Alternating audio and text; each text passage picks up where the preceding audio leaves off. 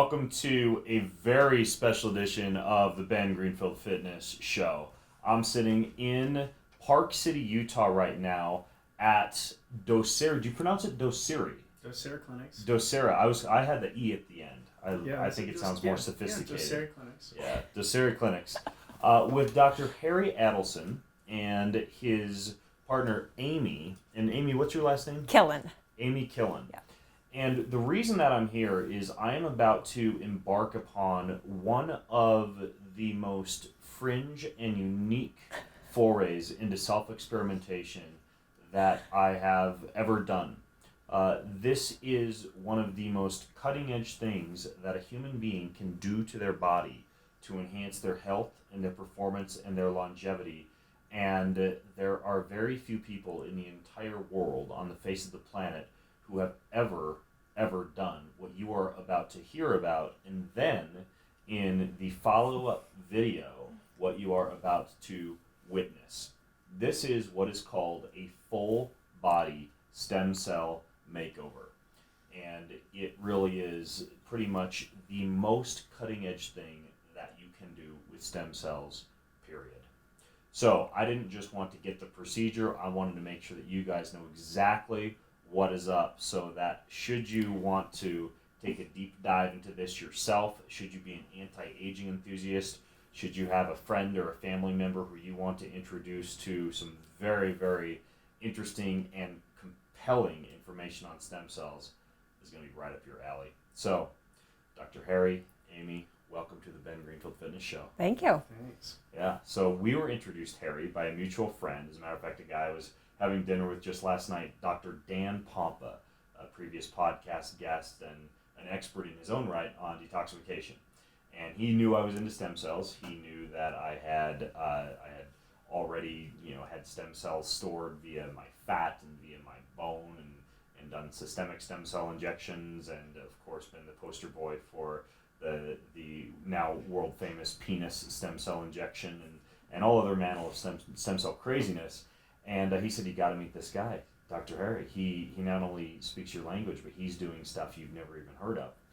So we had a phone conversation, and you filled me in on some things about stem cells that I was unfamiliar with. And you particularly were talking about things like bone marrow aspirate and exosomes and a full body stem cell makeover.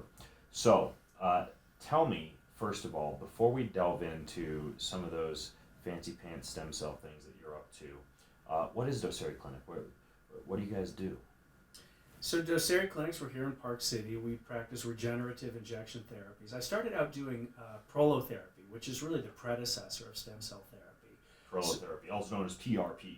Well, PRP was actually the next step. Prolotherapy was the predecessor even to PRP. Okay. So prolotherapy is the injection of natural substances which are simultaneously nutritive and at the same time slightly irritating to trick the body into thinking that it's been re-injured without actually causing any tissue damage to thereby launch the body's natural healing cascade. Started doing that in 2002. Then in 2006, PRP came along, and that really is the same idea. You're taking peripheral blood, concentrating down the platelets, injecting the platelets. Platelets are what are responsible for clotting after injury, but they additionally launch the endogenous stem cells in any given area to heal after injury. And in 2010, when stem cells really, when I first learned about doing stem cells from bone marrow, I immediately jumped on that. What I found is that instead of 6 or 8 treatments, now I was doing like 1 or 2 treatments and getting phenomenal benefits. You mean with stem cells compared to PRP and Prolo? Exactly. We have stem cells in every major tissue in our body, and their job is to maintain the health of their microenvironment. And as we go through life and we age, and the stem cell theory of aging states that really what biologic aging is we reduce the number of stem cells in any given microenvironment, thereby diminishing our ability to heal ourselves after injury. So what we're trying to do is we take stem cells from an area where you still have a very robust population, your bone marrow. We supplement them with exosomes, which we're going to talk about in a little bit, and then we inject it into the damaged area. Now, the way the full body stem cell makeover came about was over the years, I've had a big part of my population, my patient population, has been farmers, ranchers, oil field workers, people who really depend. Folks in Utah. No, all over. From all over, really? No, we get a lot of Canadians. We get a lot of people from the Western United States. Canadian farmers. Yeah, we get a lot, and those guys. Why do you say farmers? Is that just what you're known for? Or? Well, I'm a celebrity in Moose Jaw, Saskatchewan. I just sort of hit it big with those guys because those guys have really exceeded the terms of their warranties. I mean, these are guys who have worked extremely hard their entire lives. When I was a personal trainer, I had a lot of construction workers who would, and it was kind of similar. I just started to work with one, and the word spread. Right. And yeah, these guys, they were just constantly in pain. Yeah, they're beating themselves up, and that's a perfect example. Is these are people who, because one of the way stem cells work is stem cells have the unique ability to either turn into new versions of themselves, self-replicate, or turn into target tissue cells. Well, when you continually injure yourself and don't give your body enough time to heal, then those stem cells constantly shunt in the direction of that differentiation, and they're not able to regenerate themselves. So you get degeneration of joints. So stem cell theory of aging states that biologic age is actually determined by your stem cell's ability to regenerate tissue. So the idea with the full body stem cell makeover is that these are for people who we have treated so many people with just arthritis in their entire spine and their shoulders and their hips and their knees and their ankles. And because we do so many of our procedures under sedation, pretty much all of them at this point, we've just had more and more people who say, hey, I want to be injected in basically my entire body, in all the moving parts of my musculoskeletal Why not? system. I'm already sedated anyways. I'm already here. I'm going to go to sleep, so we may as well just do it all. Everything. And hair, skin, face. That's right. That's my genitals, part. everything. That's me. Okay, so Dr. Killan, fill me in on where you fit in here. So I do the hair, the face, and the P shot or the O shot with stem cells and exosomes. So the genital sexual optimization plus hair and skin. He does all the joints, and so we kind of combine together to do the whole body. Joints with stem cells. You're doing PRP, prolotherapy, and stem cells. So I'm doing PRP with the stem cells and or exosomes for hair, face, for skin, and then the sexual optimization. Okay, got it. Wow, so both of you are just tag teaming someone as you guys are going to see. Those of you watching, you're going to get to witness this not only live, if you're here watching live, but you also get to witness the video that I'll release after the procedure as well. So you'll get to see what this actually looks like. Now you dropped the term there, exosomes, and I certainly want to get an explanation of what exosomes are. But before we close the book on the history of Dr. Harry and your clinic, I have also seen you, I believe, in a giant fish costume photographed at Burning Man. I admittedly was not at Burning Man, but I saw photo evidence. So tell me about the giant fish costume. Well, it's a fish car. It's a fish car. Yeah, a 40-foot long, 8,000-pound fish made of steel. Which, if you'd like, we can get you some photos of the pilot fish, which is my other car. It's the car that I bring to the Burning Man. And how many years have you been doing that? Well, its first year was 2013. Wow. Crazy. Okay, so that has nothing to do with pain management, stem cells, prolotherapy, or PRP. Not But it's a fun fact about Dr. Harry. Yeah. It shows that he actually leads a rather interesting life. It turns out that we're speaking at a lot of events together in the anti-aging and longevity sector this year and had no clue, but the stars align, I suppose. So, exosomes. Back to exosomes. What exactly are those? Because that was a new term for me. Sure. So exosomes are the currency of stem cells. It's they're the two things that are really the superhuman powers of stem cells. One is the stem cells' ability to differentiate. So they have the ability to turn into new versions of themselves and also turn into target tissue cells. But really what we found where the true mechanism of action is with stem cell therapy is its paracrine effect. The word paracrine means intercellular communication. So it's the stem cell's ability to recognize the state and the status and the health of the cells, of the tissue cells around it, and then respond. So they're able to communicate with damaged cells to repair themselves and restore themselves. They do this through first recognizing that a cell is injured, then they sprout these vesicles filled with growth factors that are called exosomes. So therapeutically, when we use exosomes, we use Chimera Labs out of New Jersey. This lab, what they do is they recruit these women who are scheduled to undergo cesarean sections. Okay. They screen them for every imaginable communicable disease and genetic disorder. Okay. They then purchase the placenta. They take the stem cells from the placenta. They culture expand them. So now you have hundreds of millions of stem cells. They put them in a stressful culture medium. So what that means is they trick the stem cells into thinking that their host is undergoing duress.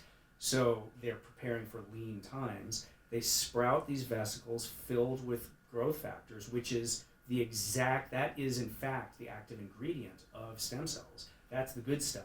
They then destroy the stem cells, get rid of the nucleus. So you're getting rid of the other person's DNA, and you're just harvesting the exosomes. What we do then is we suspend those in your own bone marrow, the bone marrow aspirate concentrate, which is very rich in your own stem cells. It's also rich in other factors as well. Think of raw bone broth from your own body.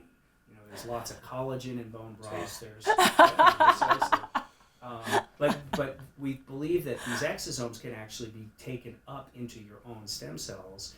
And this is really, again, when we talk about stem cells as you age decreasing in their function, it's these communicating factors that are decreasing. How new is this?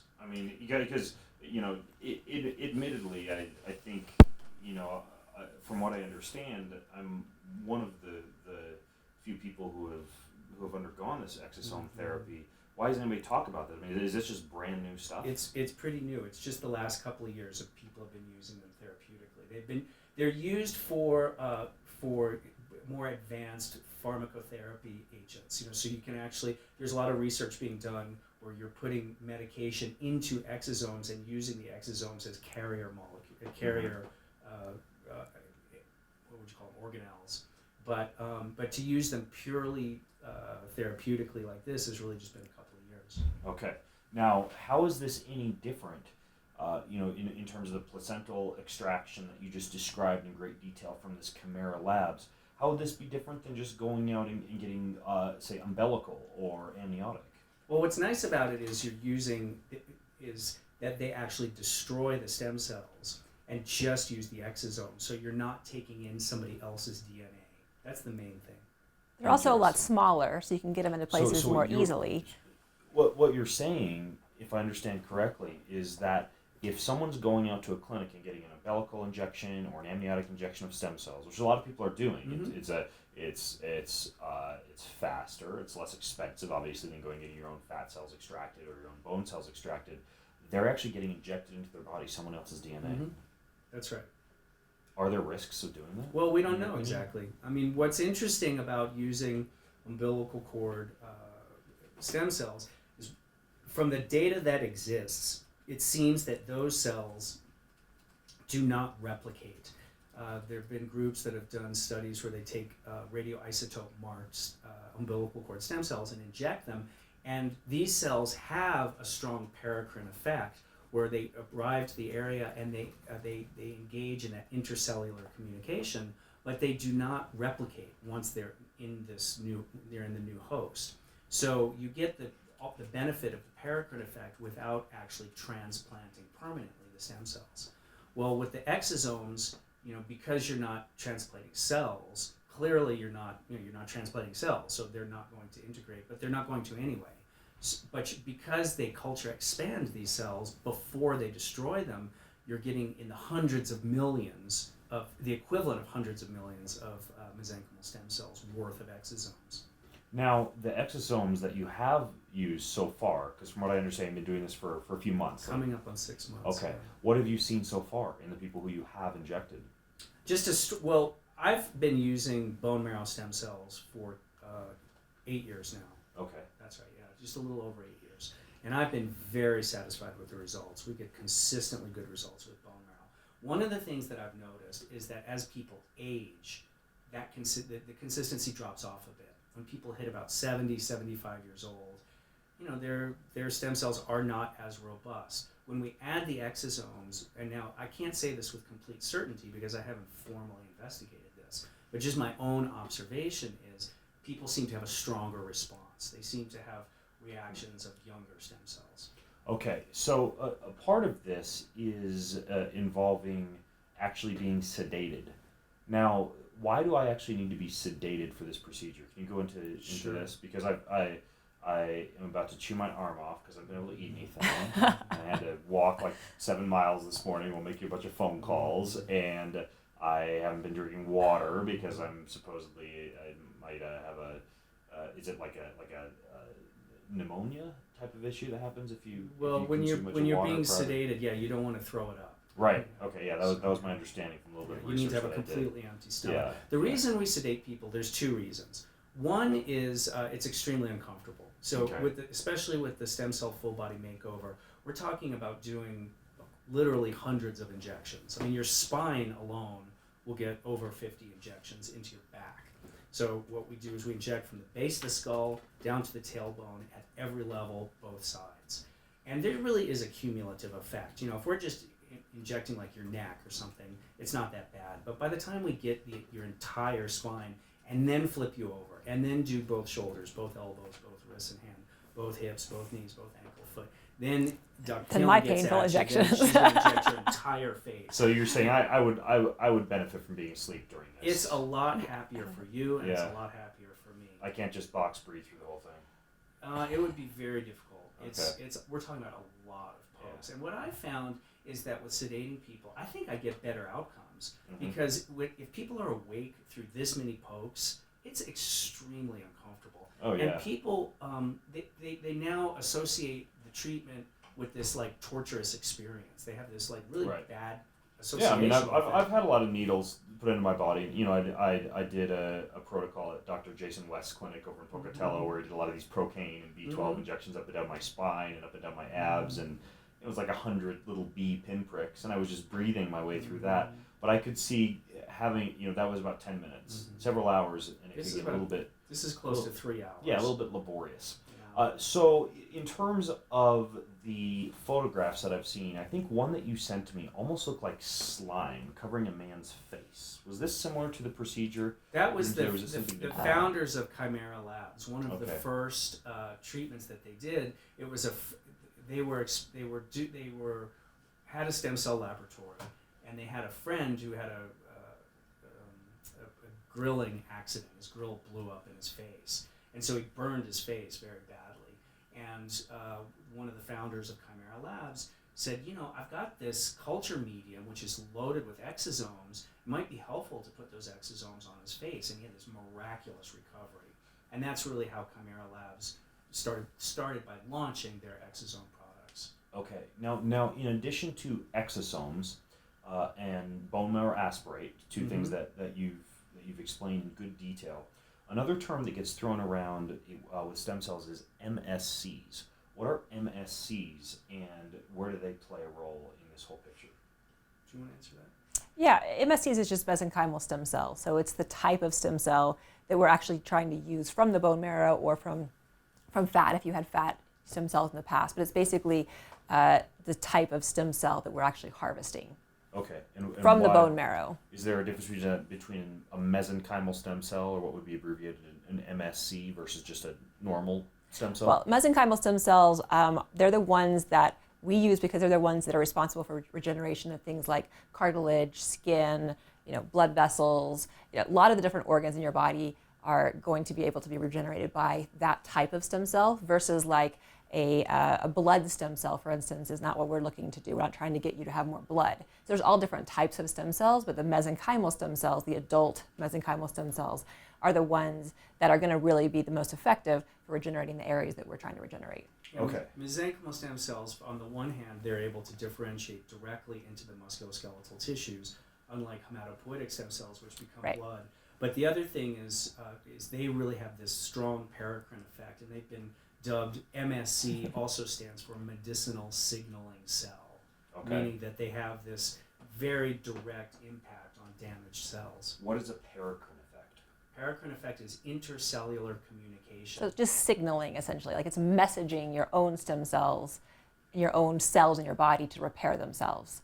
So stem cells work, and like he was saying, in a lot of ways, a lot of what their action is actually the messaging action, telling your own body, hey, it's time to get those stem cells back into action, heal your own body, versus those cells necessarily getting, brought into your body and replicating.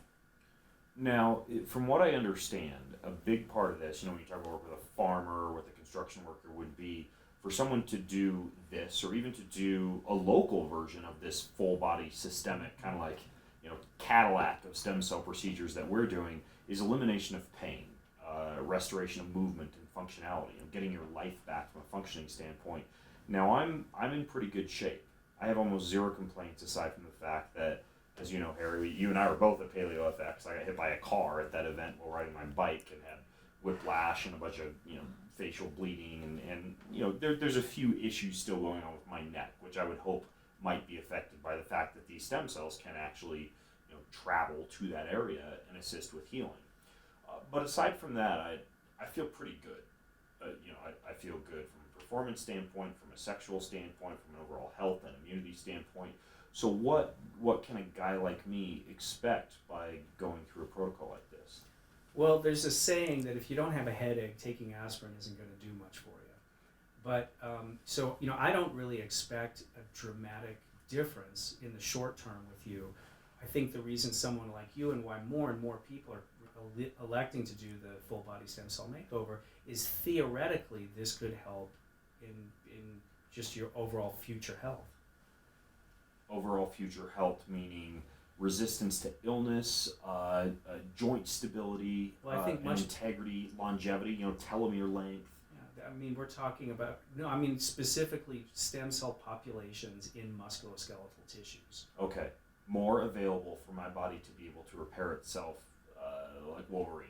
Right, and again, I can't say this with certainty. I don't know that this is the case, but this is, it makes sense that this could be helpful. Right. How many other people have done this before?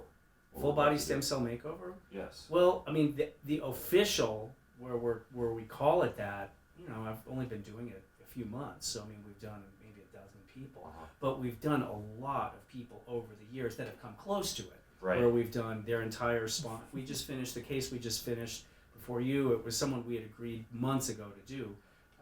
It was his entire spine and both knees, or we've had plenty of people who do their entire spine and both hips and both shoulders. And it's not so much the full body makeover, we didn't call it that, but we've done a lot over the years, and we're one of the few places that do these big treatments, and that's how full body stem cell makeover kind of evolved, because we developed a reputation as a group that will do these big treatments, and especially since I started working with Dr. Killan, and she does her part at the same time, we've done more and more of these large treatments. Mm-hmm. Can you speak at all to the future of stem cell therapy, in terms of, and I honestly I can even edit this out if I need to, but as far as like legality or issues that you face, anything in terms of where you see the future of stem cell therapy going, because I've heard everything from it just getting outlawed, period, because the government thinks it's dangerous, to it being literally just like the future of anti-aging medicine and pain management. I think it's the future of anti-aging medicine and pain management, absolutely. I think there's some hurdles that need to be jumped, and the biggest risk is how disruptive it is to the system. It is. How do you mean? Well, this has the potential to dramatically lower the number of hip and knee replacements done in this country in a year, and that is in itself extremely disruptive to the entire system. I used to work for a hip and knee surgical sales company. I've seen the price tags on those things. Mm-hmm. Yeah, if you reduce the number of hip and knee surgeries, hip and knee replacements by 10%, it would be hugely disruptive to the entire industry. Does it affect the pharmaceutical industry at all? Yeah, potentially. I imagine like opioids and things like that. Potentially it has the potential to affect all sorts of things. So, and anytime there's something new in medicine, it's met with extreme resistance. I think just this simple type of thing that we do here, which is take your own stem cells, supplement with exosomes, inject into musculoskeletal structures, has the potential to change a great deal of the way business is conducted. But I think, of course, in the field of tissue engineering, I mean, there's tremendous potential for like growing organs in labs. Okay. Now, what folks are about to witness if they are watching the Facebook Live is I'm going to be going into this actual procedure that we've just discussed. So if you're watching the Facebook Live, you're going to get to see this literally within the next hour after we transition me into the surgical suite to actually undergo the exact protocol that Amy and Harry have outlined. Now, in addition to that, if you're listening to this or viewing it afterwards, what I'm going to do is over at bengreenfieldfitness.com/stemcellmakeover. That's bengreenfieldfitness.com/stemcellmakeover. I'm going to put more information for you to take a deep dive into this, as well as all the contact details for the Docere Clinic in Salt Lake City, Utah, if you're actually interested in undergoing something like this yourself. If you're listening to the recording and you're not on live with us, what you're going to hear next and be able to view a little bit of, if you go to bengreenfieldfitness.com/stemcellmakeover, is my follow-up interview with Harry, in which we're going to talk about what happened, what ensued, how I feel a couple weeks out from the procedure, because Harry and I are going to be discussing this again. We're both speaking in Sardinia, Italy, so there'll be a follow-up. Amy also will be in Sardinia. I will be. I always have difficulty, by the way. It's awkward interviewing two people. I know, it's hard, right? I always feel like I'm giving one person more. That's all right. More airtime than another. But I guess Amy's going to be far more well rested for the surgery, since you had to talk less. So which I'm comfortable with, because from what I understand, you'll be the person injecting my penis, which is That's true. an important part of my body. so I'm fine with that. But anyways, if you have questions, if you have comments on the Facebook Live, you can leave them. And again, you can leave them during the actual surgery as well, because my wife will be holding the phone and doing the Facebook Live during the surgery. If you have other questions or comments as part of this for the actual post-surgery interview that you're listening into on my podcast feed, just go to bengreenfieldfitness.com/stemcellmakeover. Leave your questions, leave your comments, and either Dr. Harry or Amy or myself will jump in and reply. So, thanks for tuning in. This is literally, folks, the future of medicine. It's the Cadillac of stem cell procedures. It's called a full body stem cell makeover, and this truly is one of the more fringe things I've ever done to my body. So it should be quite interesting to see and to hear what ensues next.